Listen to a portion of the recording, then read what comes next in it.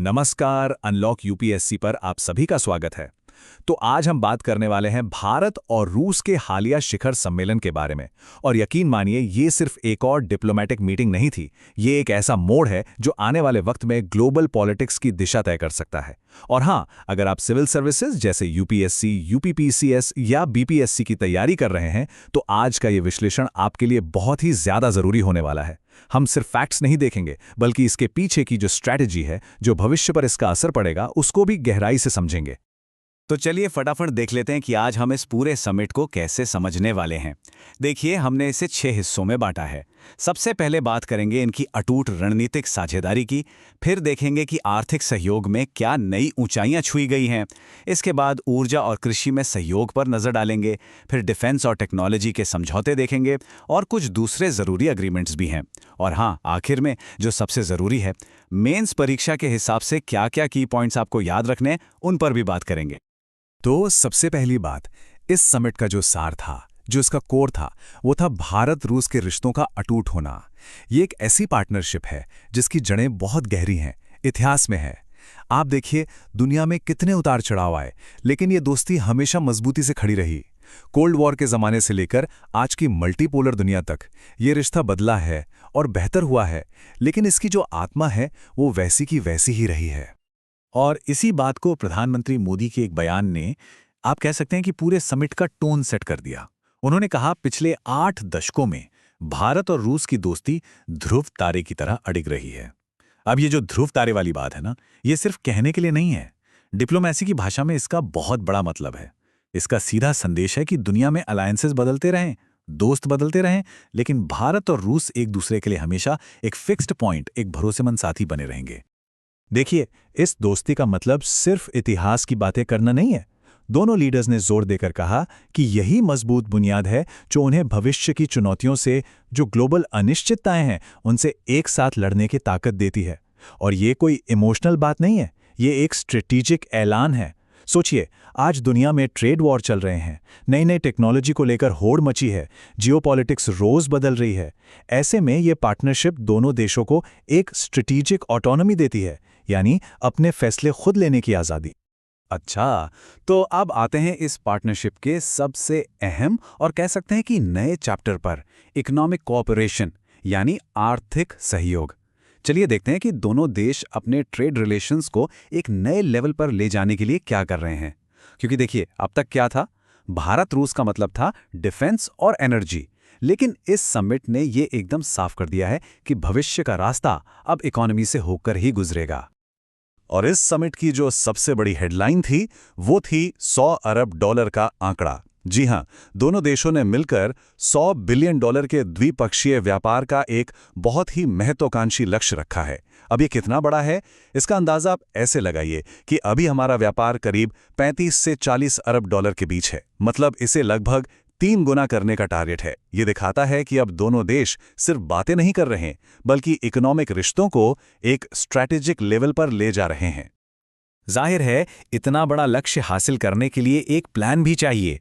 तो इसके लिए बनाया गया है इकोनॉमिक कोऑपरेशन प्रोग्राम 2030। इसके मकसद बिल्कुल साफ हैं। पहला, ट्रेड को डाइवर्सिफाई करना। मतलब अब सिर्फ तेल और हथियार नहीं, बल्कि फार्मा, खेती के प्रोडक्ट्स, आईटी, मशीनरी जैसे नए सेक्टर्स को भी शामिल करना है। दूसरा, ट्रेड को बैलेंस करना, जो एक तरफा झुकाव है उसे ठीक करना।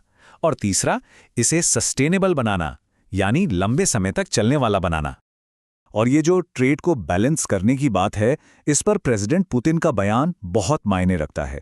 उन्होंने साफ साफ कहा कि रूसी कंपनियां भारत से और ज्यादा सामान और सर्विसेज खरीदेंगी। ये एक बहुत बड़ी पॉलिटिकल कमिटमेंट है।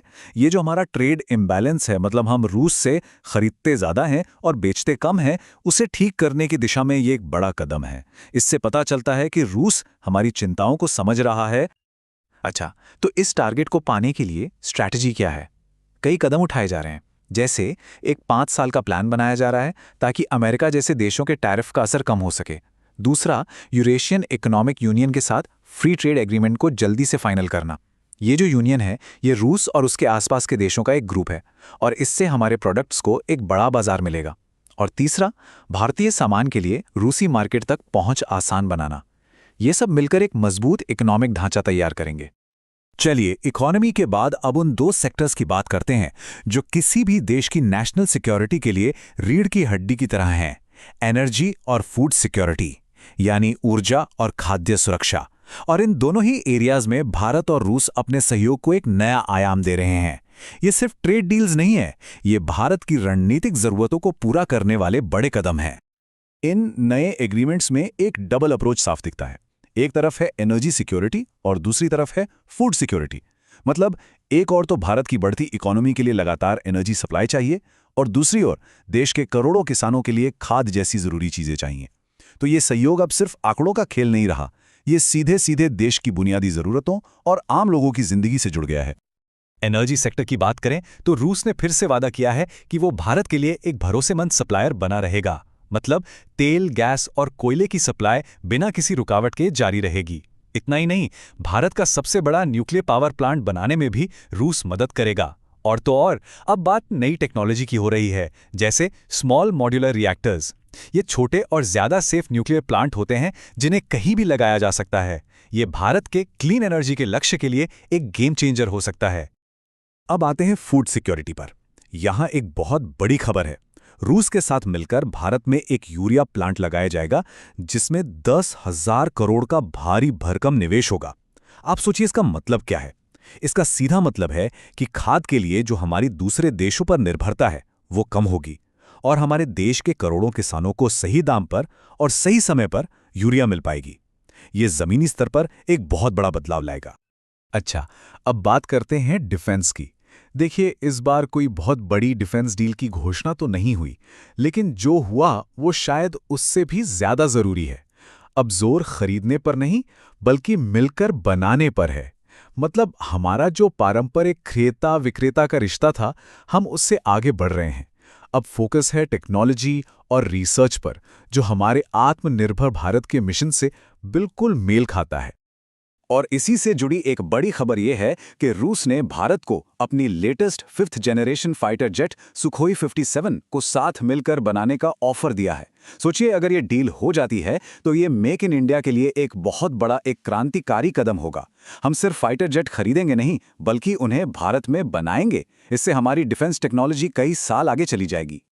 तो मुद्दा यह है कि अब रिश्ता सिर्फ खरीद बिक्री का नहीं रहा, अब ये नॉलेज शेयरिंग और को डेवलपमेंट का हो गया है। जैसे पुणे के डिफेंस इंस्टीट्यूट और एक रूसी इंस्टीट्यूट के बीच रिसर्च का समझौता हुआ है। पोलर वाटर्स यानी आर्कटिक जैसे बर्फीले इलाकों में जहाज चलाने की ट्रेनिंग पर समझौता हुआ है। ये भविष्य के नए सी रूट्स के लिए तैयारी है। और तो और, समुद्र के नीचे मिनरल्स की खोज भी मिलकर करेंगे। ये सब भविष्य की तैयारी है। चलिए, डिफेंस और इकोनॉमी से आगे बढ़ते हैं। कुल मिलाकर 15 समझौते हुए हैं। तो आइए कुछ और जरूरी अग्रीमेंट्स पर भी एक नजर डाल लेते हैं, जिससे आपको अंदाजा होगा कि ये पार्टनरशिप अब कितनी फैल चुकी है, कितनी गहरी हो गई है। इन समझौतों की सबसे खास बात यह है कि यह सरकारों से आगे बढ़कर लोगों को जोड़ रहे हैं। जैसे रूस के लोगों के लिए 30 दिन का फ्री ई-टूरिस्ट वीजा शुरू किया गया है। इससे टूरिज्म बढ़ेगा, लोग एक दूसरे को जानेंगे। हमारे जो स्किल्ड वर्कर्स हैं, उनके लिए रूस में काम करना आसान होगा। और मीडिया के क्षेत्र में प्रसार भारती और रूसी मीडिया के बीच 5 समझौते हुए हैं।